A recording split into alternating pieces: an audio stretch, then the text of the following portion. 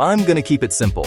The best investment in 2026 isn't a lottery ticket. It's a stack of proven moves that compound.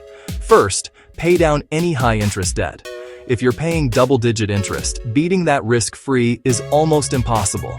A dollar saved at 20% is a 20% return. Second, build a 3 to 6 month emergency fund.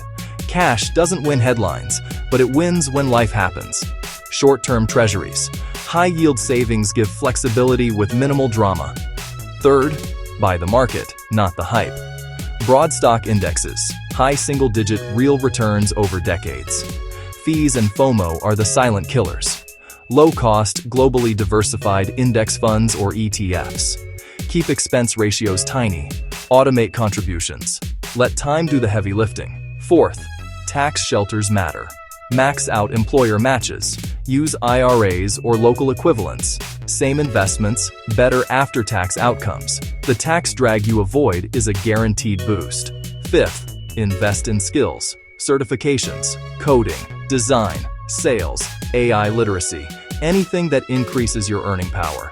Human capital has the highest ROI. One raise, one new client, one better offer. Sixth, protect the downside.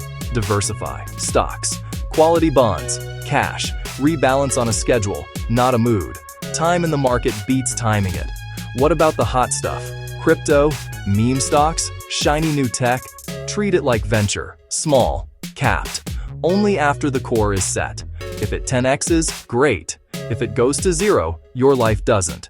So my 2026 best investment is a playbook. Kill expensive debt. Hold an emergency fund. Buy broad, low-fee indexes. Use tax shelters. Upskill. Diversify.